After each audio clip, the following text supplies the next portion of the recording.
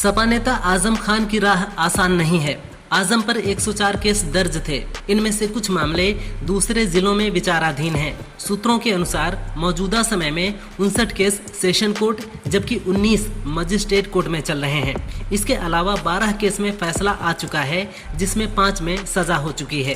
वो 7 मामलों में बरी हुए हैं और 3 मामले फैसले के करीब हैं। आजम 1 अक्टूबर को शत्रु संपत्ति केस में रामपुर कोर्ट में पेश होंगे। देश भर में जीएसटी की नई दरें लागू हो गई हैं। फ्रिज, टीवी जैसे इलेक्ट्रॉनिक सामान सस्ते हो गए हैं। कुछ लोग अभी भी पुरानी दरों पर सामान बेच रहे हैं। सरकार ने शिकायत के लिए व्हाट्सएप नंबर जारी किया है। 8800001915 पर मैसेज भेजकर शिकायत दर्ज करा सकते हैं। इसके अलावा आप 1915 के जरिए भी कॉल करके अपनी शिकायत दर्ज करवा सकते हैं। सहारनपुर में देवबंद के उलेमा मौलाना कारी इसहाक गोरा ने कहा, मुस्लिम महिलाओं को मेले में नहीं जाना चाहिए। ऐसा करना इस्लाम के खिलाफ है। मेले में रात भर महिलाओं का घूमना उनकी इज्जत और हिफाजत के लिए खतरा है। आजकल के मेलों में युवा पीढ़ी देर रात तक मौजूद रहती है। ये गैर मुनासिब है। ऐसा करने से हमारी नई नस्ल के संस्कार खराब होंगे। हमें अपनी जिंदगी नमाज, कुरान और इस्लामी तालीम के मुताबिक बनाना चाहिए।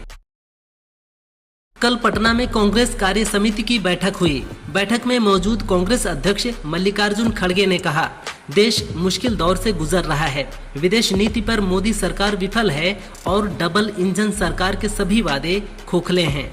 वहीं इलेक्शन कमीशन की निष्पक्षता और पारदर्शिता पर सवाल उठ रहे हैं।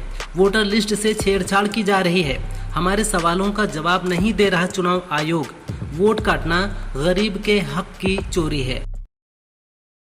बिहार के सबसे बड़े राजनीतिक परिवार लालू यादव के घर में दरारें आने लगी हैं। तेज प्रताप को पार्टी से बाहर करने के बाद अब रोहिणी को भी लेकर चर्चा तेज है। रोहिणी ने पार्टी से जुड़े कई लोगों को अनफॉलो कर दिया है। विश्लेषकों की माने तो आरजेडी की पूरी बागडोर अब तेजस्वी के हाथ में है। महागठबंधन पर इसका असर यही होगा कि यादव वोटर सक्रिय नहीं होगा और अगर वो सक्रिय नहीं होगा तो साफ तौर पर नुकसान वोट का होगा। खालिस्तानी आतंकी संगठन सिख फॉर जस्टिस और उसके चीफ गुरपतवंत सिंह पन्नू पर एनआईए ने यूएपीए के तहत एफआईआर दर्ज की है। ये मामला पन्नू के पाकिस्तान में पत्रकारों से बात करने से जुड़ा है, जिसमें उसने पीएम नरेंद्र मोदी को लाल किले पर तिरंगा फहराने से रोकने के लिए 11 करोड़ इनाम देने की घोषणा करते हुए सिख सैनिकों को उकसाया था। लेह लद्दाख में भारी बवाल मच गया है। यहाँ छात्रों और पुलिस में झड़प हो गई है। छात्रों ने सीआरपीएफ की कई गाड़ियों और बीजेपी दफ्तर में आग लगा दी है। ये सभी छात्र एक्टिविस्ट सोनम वांगचुक के समर्थन में सड़क पर उतरे हैं। बता दें, पिछले 15 दिन से सोनम वांगचुक भूख हड़ताल पर बैठे हैं। उनका कहना है कि सरकार ने लद्दाख के साथ वादा खिलाफी की है। वांगचुक लद्दाख को पूर्ण राज्य का दर्जा देने की मांग कर रहे हैं।